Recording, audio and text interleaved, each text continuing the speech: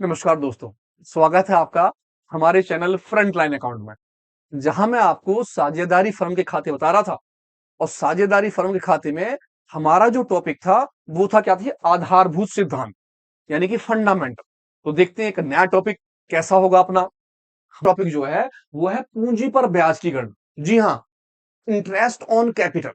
अब हम पूंजी पर ब्याज की जो गणना करते हैं वो किस तरह करते हैं। जब भी आप निकालते हैं इंटरेस्ट, तो इंटरेस्ट निकालने के लिए आपको ध्यान रखना पड़ेगा, जो भी आपका साझेदार है उसकी कैपिटल मल्टीप्लाई जो भी उसकी दर दे रखी हो वो अपॉन 100 मल्टीप्लाई टाइम। यहां पर हमें टाइम का ध्यान रखना है। अगर सवाल के अंदर यानी प्रश्न के अंदर कोई भी टाइम दे रखा हो, अगर वो 1 अप्रैल से स्टार्ट करता तो 1 अप्रैल से 31 मार्च तक पूरे 12 महीने हो गए। अगर वो 1 अप्रैल से पैसे नहीं लगाता, 1 अप्रैल के बाद किसी भी तारीख में लगाता, सपोज कीजिए जुलाई में लगाता है, सितंबर में लगाता, अक्टूबर में लगाता है, तो उस तारीख से लेकर 31 मार्च तक, या जब भी साल खत्म हो 31 दिसंबर तक, आपको पूंजी पर टाइम का ध्यान रखना। तो सबसे पहले आप ध्यान रखेंगे कि जब भी इंटरेस्ट लगाएंगे, चाहे वो पार्टनर्स ए हो चाहे वो पार्टनर्स बी हो, उसकी कैपिटल यानी पूंजी मल्टीप्लाई प्रतिशत मल्टीप्लाई टाइम। टाइम का मस्त ध्यान रखना है। तो इसके ऊपर देखते हैं एक छोटा सा क्वेश्चन। इंटरेस्ट ऑन कैपिटल लगाने के बहुत सारे मेथड हैं, एक एक करके मेथड लेते हैं। बहुत आसान आसान है, ध्यान से देखते रहिए बस। देखिए सबसे पहला कहता, राम जी और मोहन जी दोनों हैं, एक व्यापार उन्होंने प्रारंभ करा। उस व्यापार के दोनों साझेदार थे, और 1 अप्रैल के अंदर, कौन सी तारीख में, अप्रैल में, 1 अप्रैल के अंदर इनकी जो पूंजी है वो पहले की पूंजी 24,000 रुपए और दूसरे की पूंजी कितने की है, 30,000 रुपए की। दोनों की पूंजी दे रखी है। पहले की पूंजी 24,000 रुपए की, दूसरे की पूंजी 30,000 की। 2024 और 25 में रामजी और मोहन जी इन्होंने आहरण करा 4,000 का और 6,000 का। पूंजी पर ब्याज चार्ज किए जाने से पूर्व लाभ जो है 18,000 का हो गया, 18,000 का लाभ हो गया। आहरण कितने रुपए का है। मेन मकसद पे आ रहे हैं, देखो क्या कर रहा है। कहता 31 मार्च 2025 को समाप्त होने वाले वर्ष का क्या बताइए, पूंजी पर ब्याज की गणना करें। केवल आपको पूंजी पर ब्याज की गणना करनी है, बाकी कुछ नहीं करना। बाकी सारी चीज बहकाने को दी है। अति लघुत्तम में आता है, 4 ऑप्शन होंगे, आपने केवल क्या निकालना है, पूंजी पर ब्याज। तो सबसे पहले किसका निकालना है, राम जी का। हमने निकाला। जब भी आप इंटरेस्ट ऑन कैपिटल लगाएंगे तो ध्यान रखें कि सबसे पहले जिनका भी पैसा लगा रहे हैं उनकी पूंजी मल्टीप्लाई उनकी जो भी दर होगी वो मल्टीप्लाई, अगर कोई टाइम दे रखा हो तो टाइम अपॉन 12 जरूर करें। जैसे मैं सबसे पहले राम जी का निकाल रहा हूं, तो मैंने लिखा राम जी का, और अमाउंट मेरे पास कितने की, इनकी 24,000 रुपए की। तो मैंने इनके 24,000 रुपए लिख दिए। मल्टीप्लाई प्रतिशत रख कितने का है, देखा जी ये रहा 5% दे रखा है, तो मैंने लिखा 5/100। मल्टीप्लाई टाइम, आपको टाइम ध्यान रखना है कि 1 अप्रैल से स्टार्ट हुआ है और कब तक करना है, 31 मार्च तक। 1 अप्रैल से लेकर कहां तक, 31 मार्च तक। अगर सपोज कीजिए अप्रैल ना होता, अप्रैल की जगह पर जुलाई अगस्त सितंबर नवंबर दिसंबर कोई भी महीना देता, तो मैं उस महीने से मार्च तक के महीने गिनता। अब अगर मैं अप्रैल से लेकर मार्च तक के महीने गिनूंगा, तो मेरे पूरे महीने कितने आ जाएंगे, 12/12। तो ये तो पूरे 12 आ गए, लेकिन कोई और तारीख होती तो उस तिथि से लेकर मार्च तक गिनते हैं। इसी तरह मैंने निकाला मोहन जी का। मैंने देखा मोहन जी की जो कैपिटल थी वो कितने की थी, 30,000 रुपए की। मैंने 30,000 रुपए रख दिए। मल्टीप्लाई दर जो है वही है 5%। टाइम इनका भी 12 महीने का बैठ जाएगा। तो आराम से काटते हैं, पहले इस 12 से तो ये 12 कट गए, 2 जीरो से 2 जीरो कट गई। मेरे पास जो बचे वो बचे 240 और 5। 240 तो ये वाले बच गए, 5 ये बच गया। सीधी मल्टीप्लाई कर रहे हैं। जीरो, 4 पंजे 20 की जीरो, हासिल को 2, 5 और 2 10 और 2 12। 1,200 रुपए का ब्याज बैठा राम जी का। इनकी काटते हैं साहब, 12 से 12 कट गया इनका। 2 जीरो से 2 जीरो को काट डाला। बचे हमारे पास कितने, 300 रुपए। मल्टीप्लाई हमने कितने की कर दी, 5 की। 5 की मल्टीप्लाई करके 1 2 5 3 1500। अब अगर सपोज कीजिए अति लघुत्तम में कहते हैं राम जी का ब्याज की गणना कीजिए, तो कितनी बैठी, 1,200। उनका जी मोहन जी के ब्याज की गणना कीजिए तो कितनी बैठी, 1,500। अगर वो कहते हैं सारी पूंजी, टोटल पूंजी की गणना कीजिए, तो टोटल पूंजी की गणना कितनी बैठी, 2,700। दोनों को जोड़ दे। इस तरह से पूंजी पर ब्याज कराया था। तो ये तो पहला तरीका है। एक तरीका और देखते हैं, बहुत सारे 4 5 तरीके हैं। ध्यान से देखिए कौन कौन सा तरीका है, देखते हैं इस वाले में। कहता है ए और बी साझेदार हैं, इनका जो अनुपात है वो 3 का और 2 का है, जो साझा बांट रहे हैं वो 3 और 2 में बांट रहे हैं। लाभ हानि 1 अप्रैल में, 1 अप्रैल के अंदर 2015 में उनकी जो पूंजी है, पहले की पूंजी 50,000 है और दूसरे की पूंजी कितने की है, 40,000 रुपए की। दोनों ने पैसे लगाए, एक ने 50,000 लगा दिया और एक ने कितने लगा दिए, 40,000। बात ये नहीं है, बात अब है इसके बाद। देखिए इसके बाद क्या है। कहता 1 जुलाई, कौन सी, 1 जुलाई 2015 में ए ने 10,000 रुपए क्या लगाए, अतिरिक्त। अतिरिक्त किस चीज के, पूंजी लगाई। इसका मतलब है कि ए ने कुछ पैसे बिजनेस में और लगा दिए। 50,000 तो उसके थे ही थे, अचानक जरूरत पड़ गई होगी, यारी दोस्ती में या बिजनेस में किसी से भी जरूरत पड़ जाती है, उन्होंने पैसा लिया, 10,000 रुपए बिजनेस में और लगा दिया। अब भैया बी के द्वारा केवल 1,000 रुपए अतिरिक्त पूंजी लगाई गई। बी ने, ए ने तो लगाए लगाए, बी ने भी पैसे लगाए, उन्होंने कितने लगाए, केवल 1,000 रुपए। यदि पूंजी पर 10% वार्षिक ब्याज दे है, तो भैया कुल कुल ब्याज की क्या करिए, गणना। कुल का मतलब है दोनों का ब्याज बताना है। अगर वो यहां पर कहते हैं कि ए का ब्याज बताइए, तो आपको ए का निकालना होता। वो यहां कहता बी का ब्याज निकालिए, तो बी का ब्याज निकालना होता। इसने बोला कुल ब्याज, तो दोनों का ब्याज निकाल के जोड़ लेंगे। तो देखते हैं भैया कैसे निकलता है इसका ब्याज। आ जाते हैं ब्याज के ऊपर। सबसे पहले मैंने जो ना यहीं से स्टार्ट कर दिया, पहले मैंने लिखा ए का, आपको निकल लिखना है ए का हिसाब। आप जानते हैं कि सबसे पहले हमें लिखनी पड़ेगी कैपिटल, मल्टीप्लाई जो भी उसकी दर होगी वो अपॉन 100, मल्टीप्लाई टाइम। आपको ध्यान रखना है टाइम का। सबसे पहले जो है 1 अप्रैल में इन्होंने लगाए 50,000 रुपए, तो मैं आ गया सबसे पहले 50,000 रुपए पे, 50,000 रुपए लगा दिए। दर जो है कितनी है इनकी, 10%। तो मैंने यहां लिखा 10/100, मल्टीप्लाई टाइम। अब हमें टाइम ध्यान रखना है। पहला जो पैसा लगाया गया वो 1 अप्रैल में लगाया गया, लेकिन 1 जुलाई के अंदर फिर पैसे बदल गए। तो इसका मतलब हुआ कि ये जो वाला टाइम जो है वो रहेगा आपका कौन सी तारीख से, 1 अप्रैल से। मैंने यहां लिखा भैया 1 अप्रैल से लेकर और कौन सी तारीख तक है, 1 जुलाई तक। यानी कि ये जो ब्याज लगाया गया वो 1 अप्रैल से 1 जुलाई तक लगाया गया।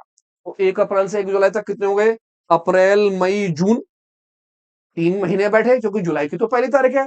तो मेरा जो वक्त हो गया, समय जो हो गया, टाइम, वो हो गया 3/12, क्योंकि टाइम अपॉन 12 करना था मुझे। अब मैंने पहले आराम से ऐसा काटा, 3 से मैंने ऐसा काट दिया, 3 से बांटा 4 बार, 2 जीरो से मेरी 2 जीरो कट गई। अब मेरे पास जो अमाउंट निकल के बैठी है वो एक तो 5,000 रुपए की है, और मैंने इसमें 5,000 में 4 का क्या कर दिया है, डिवाइड। तो 4 एकम 4, ठीक है जी, 4 दूनी 8, 4 पंजे 20, 1,250 रुपए बैठे ब्याज के, 50,000 रुपए पे। अब क्योंकि 50,000 तो इनके थे ही थे, इन्होंने 10,000 रुपए क्या लगा दिए, अतिरिक्त। तो पहले 50 थे, 10,000 और लगाए, अब कितने हो गए, बिल्कुल सही, अब हो गए इनके 60,000 रुपए। तो भैया 60,000 पे फिर ब्याज चलना चालू हो जाएगा, 10/100। इस बार जो समय रहेगा वो चालू होगा 1 जुलाई से, 1 जुलाई से लेकर कहां तक, 31 मार्च तक ये समय, क्योंकि 31 मार्च में साल हो रहा है मेरा खत्म। तो मैंने देखा भैया जुलाई अगस्त सितंबर अक्टूबर नवंबर दिसंबर जनवरी फरवरी मार्च, ये जो समय बैठा वो बैठा 9 महीने का, 9/12। तो अब मुझे जो साहब 2 जीरो से 2 जीरो काट डाली, 12 से ऐसे काट दिया, 12 पंजे 60, 2 जीरो आ गई। अब मेरे पास जो बैठा वो बैठा 500 की मल्टीप्लाई 9 से, 500 की मल्टीप्लाई कितने से, 9 से, 9 पंजे 45, 4,500 रुपए। ये बैठे मेरे कितने, 4,500। तो मैंने 4,500 के अंदर और ऊपर वाले पैसे क्या कर दिए, प्लस 1,250 का तो पहला वाला ब्याज, 4,500 का दूसरा वाला ब्याज। तो टोटल जो ब्याज बैठा इसका बैठ गया 5,750 का। ये तो ब्याज रहा ए का। अब हमें जो ब्याज निकालना वो निकालना है ब्याज किसका, बी का। तो बिल्कुल जैसा ये निकाला है ऐसा का ऐसा हम बी का ब्याज निकाल लेते हैं। बी का ब्याज मैं इस तरफ निकाल लेता हूं, तारीख और समय बिल्कुल ऐसा कैसा रहेगा। जब मैं बी का ब्याज निकालूंगा तो बी का ब्याज में सबसे पहले मैं लिखूंगा कैपिटल, जो भी उसकी कैपिटल होगी, मल्टीप्लाई जो भी प्रतिशत वो होगा वो, और मल्टीप्लाई टाइम अपॉन 12। टाइम की क्या करना है मुझे, डिवाइड। तो मेरा बी जो है उसकी जो कैपिटल है वो कितने की, 40,000। और 40,000 कब रहेगी, 1 अप्रैल से लेकर कहां तक, 1 जुलाई तक। तो सबसे पहले मैंने 40,000 पे लगाया, 40,000 मल्टीप्लाई, दर है 10%, और टाइम वो ही रहेगा, कौन सी तारीख से, 1 अप्रैल से लेकर 1 जुलाई तक का, कितने महीने का, 3 महीने का टाइम। तो आराम से काटते हैं, 1 2 2 जीरो से 2 जीरो काट दी, 3 से काटा मैंने, 3 चौक 12, इस 4 से काट दिया 1,000। इसका मतलब है कि मेरा पहला वाला ब्याज जो बैठा वो कितने का बैठ गया, 1,000 रुपए। ठीक है जी। अब मैंने निकाला दूसरा, पहले 40,000 थे, 1,000 रुपए इन्होंने और लगा दिए। अब जो इनके पैसे हो गए वो हो गए 41,000 रुपए। 41,000 के ऊपर 10% लगाया मैंने, 10/100। टाइम बिल्कुल उसी तरह से, 1 जुलाई में लगाए थे पैसे, और 31 मार्च तक कितने महीने हो गए, वो ही 9 महीने, 9/12। अब मैंने इसे स्टार्ट करा काटना, 1 जीरो से 1 जीरो कट गई, 1 जीरो से 1 जीरो कट गया, और 9 से कट जाएगा क्या, ये काट लेते हैं पहले, 3 तिया 9, और 3 चौक 12। अब जो हमारे पास बचे वो बचे 4,100 मल्टीप्लाई 3, और डिवाइड करना कितने का है, 4 का। ठीक है जी। तो और इसका मतलब हुआ कि मैं ऊपर वाले से मल्टीप्लाई कर लू पहले, 0 0, 3 एकम 3, और 4 तिया 12, और 4 का इसमें क्या कर दूं, भाग, यानी कि 12,300 में 4 का डिवाइड करना है। तो आराम से 12,300 के अंदर 4 का डिवाइड कर दीजिए, 4 तिया 12, उतार लिया 3, ना जाने की 0, और 4 सत्ते 28, 2 4 पंजे 20, यानी कि यह निकल के आया मेरा 3075। दोनों को प्लस कर लूंगा, मेरा जो डिवाइड है उस वाले को मुझे रफ में करना था, तो मैं इसे हटा देता हूं। यानी कि मेरा जो ब्याज बैठा वो पहला वाला बैठा 1,000 रुपए का, और दूसरा बैठा 3,075 का। दोनों को जोड़ने के बाद 4,075 रुपए। इसका मतलब यह हुआ कि ए का ब्याज जो बैठा वो बैठा 5,750 का, और बी का बैठा 4,075 का। मुझे क्या बताना है, कुल ब्याज। और कुल ब्याज जो बैठा टोटल कितने का बैठ गया मेरा, टोटल ए का 5,750, और बी का जो बैठ गया वो कितना बैठ गया, 4,075 रुपए। दोनों को मैंने जोड़ दिया, 5, 7 और 5 12 का 2, 8 और 9, यानी कि सारा का सारा जो ब्याज बैठा मेरा वो कितना हो गया, 9,825। तो वो आपसे कुछ भी पूछ सकता है, वो आपसे ए का ब्याज भी पूछ सकता है, वो आपसे बी का ब्याज भी पूछ सकता है, वो आपसे टोटल ब्याज भी पूछ सकता है। ये किसमें आते हैं, अति लघु उत्तर। एक एक नंबर के जो क्वेश्चन होते हैं उसमें आते हैं। तो इसी के साथ एक क्वेश्चन और लेते हैं, देखते हैं कैसा क्वेश्चन होता है। ये क्वेश्चन पढ़ते हैं बहुत ध्यान से, बहुत ही प्यारी चीज। यानी कि यहां पर हमने पूंजी पर ब्याज अलग अलग तरीके से कैसे लगाया जाता है उसे बताया जा रहा है। पहला वाला सादा वाला हो गया, दूसरे वाले आपने देखा कि अगर कुछ पैसे और लगा दें तो ब्याज लगाने का तरीका अलग हो जाएगा। तो तीसरे वाले में देखते थे ये किस तरह से होता है। कहता है ए और बी पार्टनर्स है, 1 अप्रैल के अंदर, फिर 1 अप्रैल है, इनकी जो पूंजी है पहले वाले के 2,50,000 है और दूसरे के 1,50,000 है। इससे इन्होंने क्या करा, व्यापार चालू। जब व्यापार चालू करा होगा तो पहले की कैपिटल जो है वो कितने की आ गई, 2,50,000 की। दूसरी की कैपिटल कितने की हो गई, 1,50,000 रुपए की। क्या कहता, कहता 1 अक्टूबर 2015 में स्टार्ट करा था, 1 अप्रैल 2014 में, 1 अक्टूबर 2015 में उन्होंने तय किया। क्या तय करा, ध्यान से देखते हैं क्या तय करा। कहता दोनों की पूंजी 2 लाख रुपए प्रत्येक, हर आदमी की 2-2 लाख की पूंजी हो जानी चाहिए। पहले वाले ने पैसे लगाए 2.5 लाख रुपए, कितने, 2.5 लाख। दूसरे ने पैसे लगाए 1.5 लाख।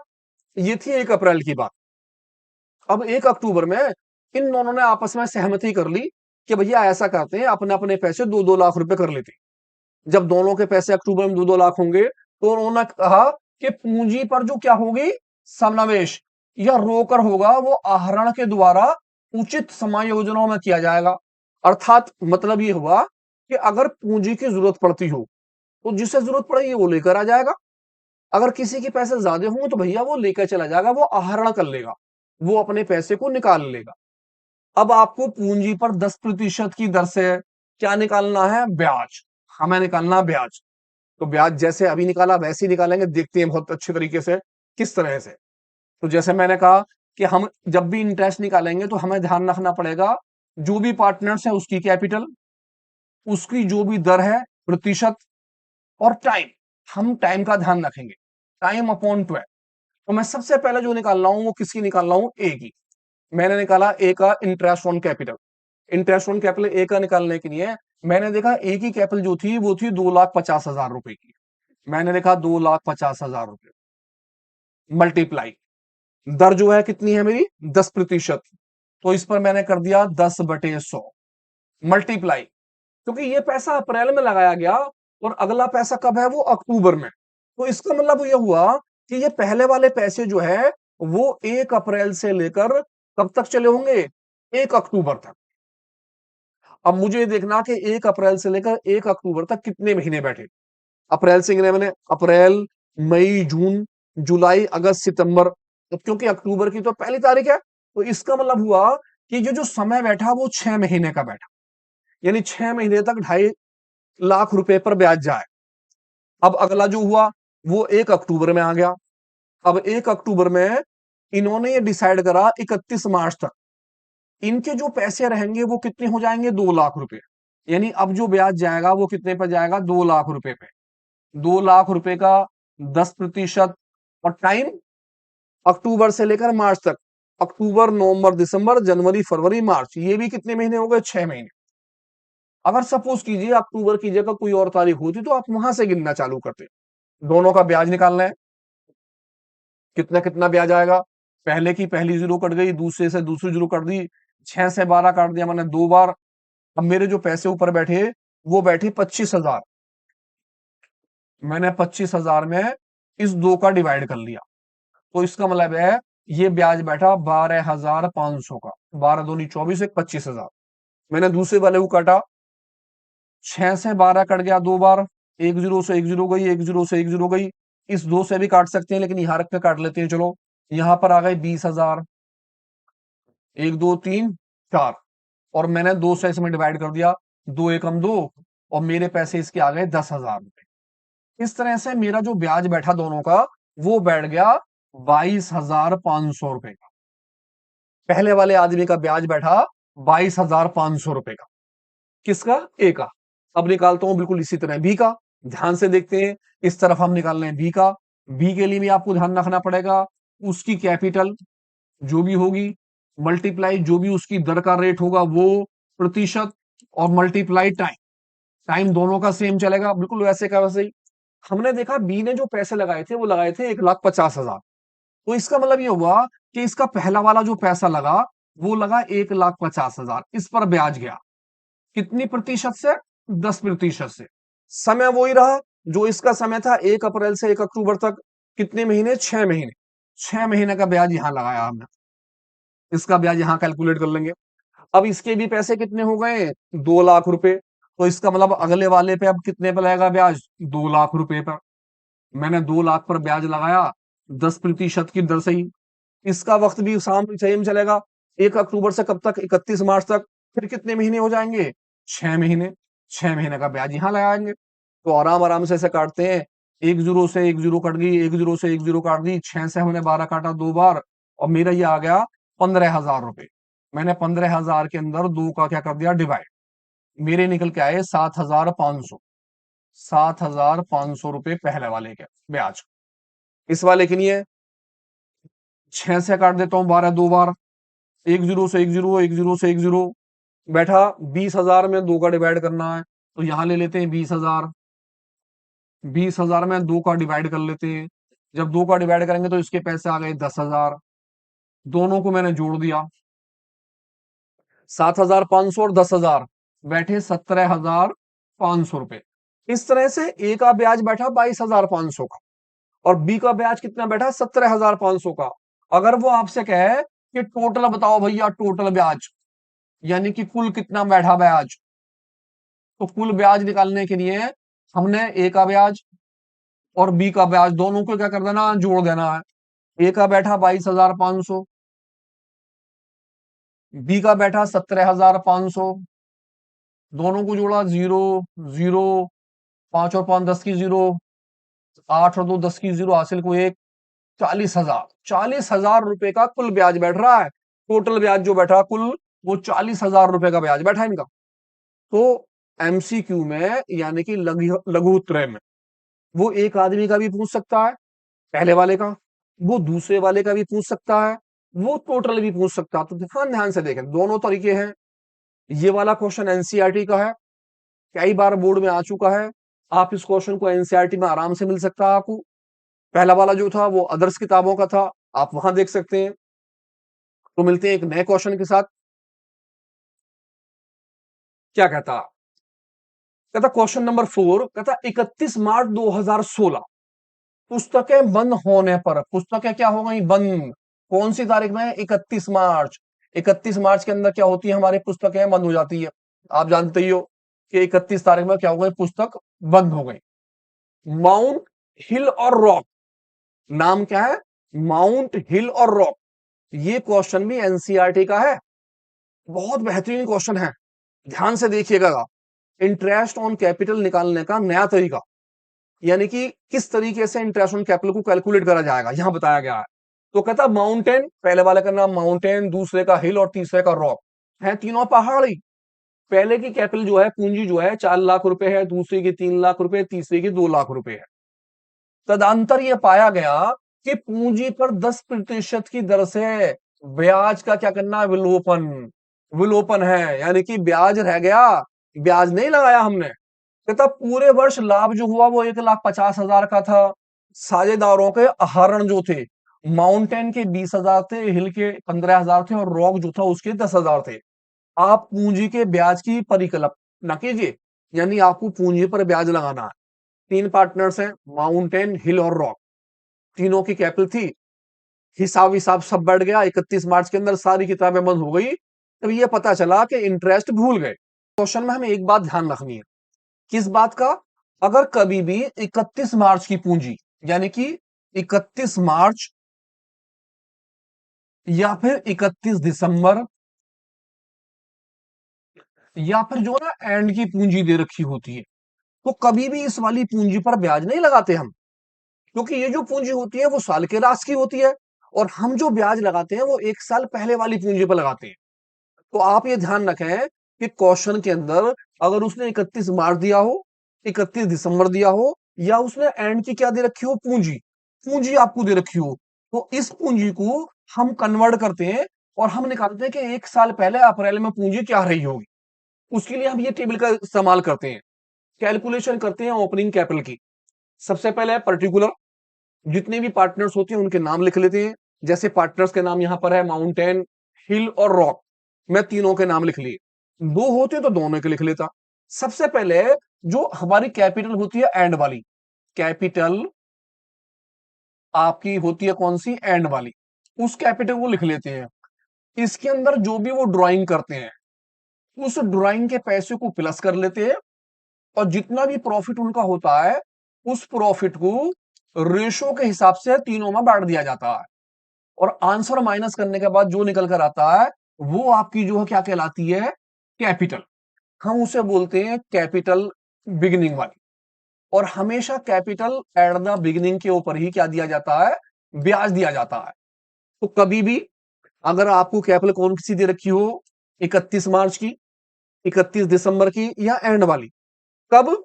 अगर कैपिटल फिक्स ना हो तो, अगर कैपिटल फिक्स है तो कुछ नहीं है, तब तो आप ऐसे कैसे लगा दें, क्योंकि कैपिटल फिक्स का मतलब होता है उसी पर ब्याज लगाना है, पहली भी वही थी और बाद में भी वही।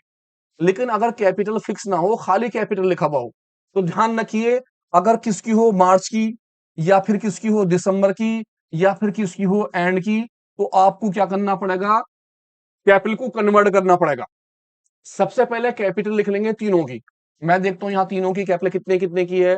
पहले की कैपिटल 4 लाख है, फिर 3 लाख है, और फिर 2 लाख। मैंने तीनों की कैपिटल उठा ली, पहले की कैपिटल लिख दी मैंने 4 लाख रुपए की, दूसरे की कैपिटल मेरी कितने की आ गई, 3 लाख रुपए की, और तीसरे की कैपिटल जो आ गई मेरी कितने की आ गई, वो 2 लाख रुपए की कैपिटल आ गई। इसके बाद मैंने देखा ड्राइंग्स, आहरण पहले का 20,000, फिर 15,000 रुपए और तीसरे का 10,000, 20,000, 15,000 दूसरे का, और तीसरे का जो था वो कितने का था मेरा, 10,000 रुपए का। इस पैसे को मैंने क्या कर दिया, इसमें जोड़ दिया, प्लस कर लिया तीनों के पैसे। अब तीनों के पैसे प्लस करने के बाद मेरा जो अमाउंट बैठेगा, मैं देखता हूं कितना बैठा। इसका बैठ गया 2,10,000 रुपए का, 2,10,000। इसका हो गया 3,15,000 रुपए का, और इसका हो गया 4,20,000 रुपए का। इसमें से हम क्या कर देंगे, माइनस प्रॉफिट। और प्रॉफिट को भी जो है उनके अनुपात में बांटा जाएगा। मैंने देखा भैया पूंजी पर ब्याज से पहले प्रॉफिट कितने का है, प्रॉफिट जो है कितने का है, वो 1,50,000 का। अब मैंने देखा पूरे सवाल के अंदर कहीं पर भी इनके अनुपात दे रखे हैं क्या, जिस हिस्से में ये प्रॉफिट को बांटते। मैंने कहा जी 31 मार्च के अंदर खाता बंद हो जाता है, पूंजी इतने की है, इतने की है, इतने की है, ब्याज की दर 10% है, लाभ 1.5 लाख का है, आहड़ इतने के, कहीं नहीं दिया। कहीं पर भी ये नहीं बताया कि भैया हम किस हिसाब से इस प्रॉफिट को बांटे। तो जब ना दे रखा हो तो आप जानते हैं हम कैसे बांटेंगे, तीनों में इक्वल, एक एक और एक के रेशो में। तो 1,50,000 रुपए को, 1,50,000 को तीनों में बांटना है, 1/3 में। तो 3 से काटा, 3 पंजे 15, यानी कि एक आदमी के कितने निकल के आए, 50,000। तो दूसरे के भी कितने हो जाएंगे, 50,000 ही, और तीसरे के भी कितने हो जाएंगे, 50,000। इस तरह से तीनों के 50,50,000 रुपए का क्या था, प्रॉफिट। इस प्रॉफिट को कर देंगे माइनस, इसमें से माइनस, इसमें से माइनस, और इसमें से भी माइनस। 2,10,000 में से 50,000 चले गए, रह गए 1,60,000 रुपए। इसी तरह से 3,15,000 में से 50,000 रुपए चले गए, 0 0 0, 5 का ऐसे कैसा, 11 में से 5 गया तो 6, 2,65,000। 50,000 इसमें से चले गए, 0 0 0 0, 12 में से 5 गया 7, 3,70,000। ये तीनों की क्या बैठ गई, हमारी 1 साल पहले वाली पूंजी। यानी कि 1 अप्रैल के अंदर, 1 अप्रैल, 1 अप्रैल में जो इनकी पूंजी है, वो पूंजी कितनी कितनी थी तीनों की, ये ए की इतनी है, माउंटेन की, हिल की इतनी है, और रॉक की इतनी। अब इस वाली कैपिटल पर लगाएंगे ब्याज, यानी कि माउंटेन जो है, माउंटेन के हो गए 37, 3,70,000 रुपए। 3,70,000 का 10% निकाल लेंगे।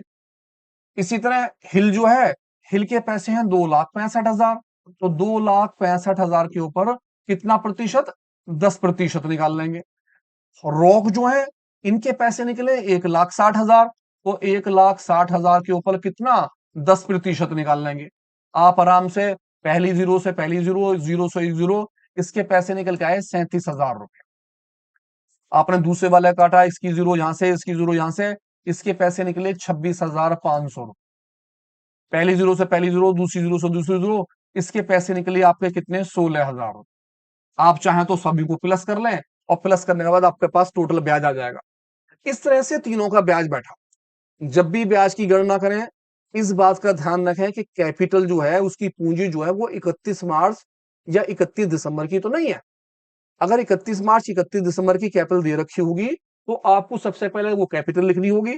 उसके अंदर आप ड्रॉइंग प्लस करेंगे, प्रॉफिट का पैसा रेशियो के हिसाब से माइनस कर लेंगे। आपके जो भी आंसर निकल के आएंगे, उन आंसरों के ऊपर आपको क्या निकालने पड़ेंगे, ब्याज। इन सब के ब्याज जो निकालने पड़ेंगे, वो इसके ऊपर निकालने पड़ेंगे। तो मिलते हैं एक अच्छे से क्वेश्चन के साथ फिर, तब तक के लिए अलविदा।